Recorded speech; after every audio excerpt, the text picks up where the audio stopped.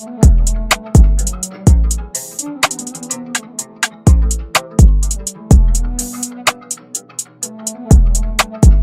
is going on YouTube? I am back with another video, and you can see I have the V behind me, which means one thing.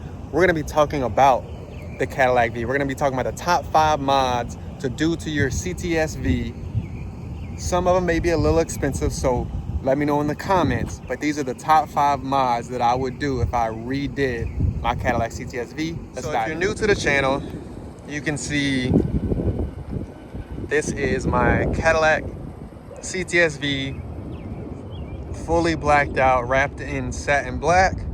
I have stance 20 by 11 and 20 by 10 in the front with a actual BMW color code blue brakes.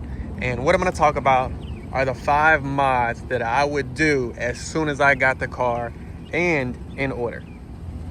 So a lot of you guys know some of these cars come with carbon fiber packages and some do not. Mine came with the carbon fiber package except the rear valence or the rear diffuser.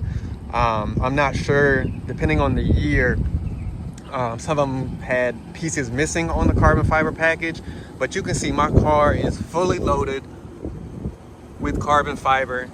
Your wing, your side skirts. My car is super dirty right now. Spoiler.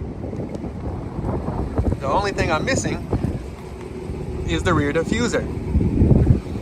But the carbon fiber on these cars make the car look super aggressive and very clean, especially when it's actually clean. Yeah, my car is super dirty.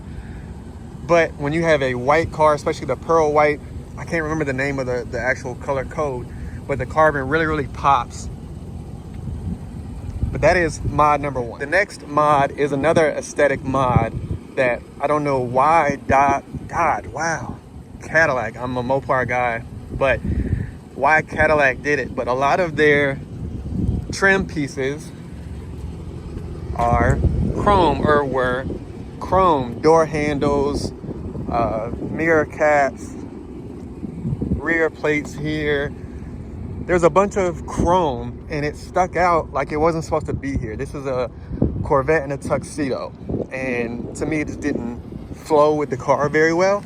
So mod number 2 would be a chrome delete or a blackout package, depending on who you're talking to. But you can see I ended up wrapping all of my pieces in this gloss black to be able to have an accent on the satin black.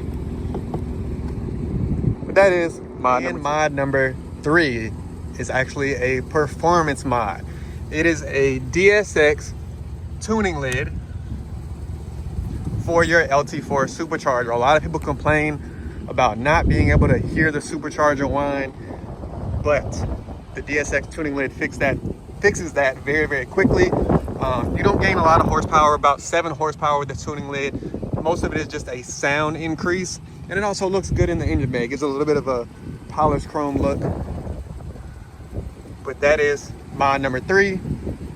We're gonna do some pulls at the end of the video so you can hear it. Mod number 4 is also a power mod, and that is a RotoFab Big Gulp intake.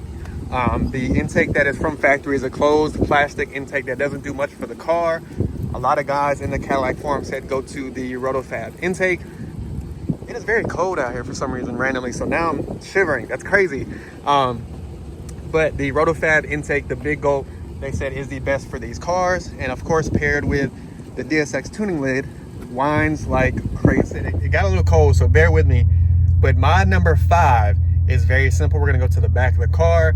I'm gonna rev it, let you hear it at idle, and of course, like I said, we're gonna hit the road so you can hear the whine in the car itself. I'm gonna actually play a video at the end as well, so stay tuned to that. But I'm gonna go ahead and rev it in the car, and then I'm gonna let you hear it from the outside as well.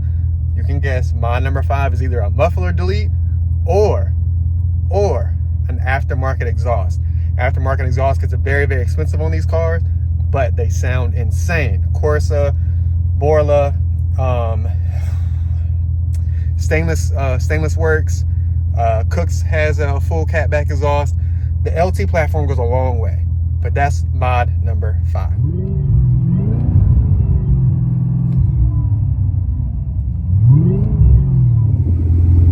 So at idle, I have an Extreme Online Stores exhaust that they actually sponsored for me. It stays fairly quiet unless you really get on it. I like the sound, I like the subtleness to it. Obviously, I'm a huge cam guy. That is next for this car. It gets dropped off in a week, but that is what it sounds like at idle. Let's rev it.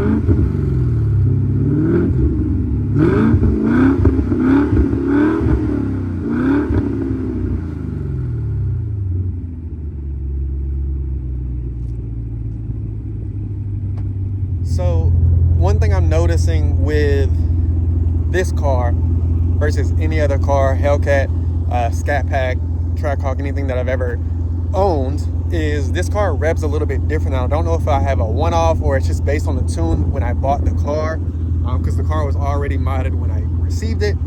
But again, it goes to mass acceleration to figure all that out. Let me know in the comments if it revs weird. To me, it should just sound different. Being around other Cts-Vs and even Cadillac LT4s, they just rev different, and so it was kind of lackluster, right? But those are my 5 mods. If you go out and buy one of these, this is one of my dream cars that is American made. Those are my top 5 mods. Let me know what your first or top 5 mods are for this car.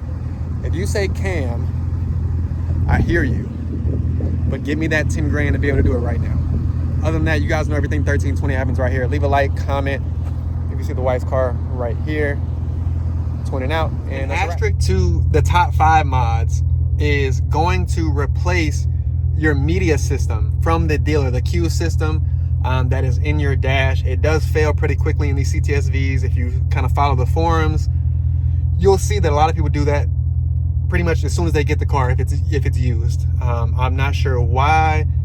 Mine hasn't done anything, but I think mine has actually been replaced. Again, I bought my CTS-V used. I've had no problems with it, but the forums all say get that replaced. It's not necessarily a mod, but it's an asterisk for, hey, like, do this for your car.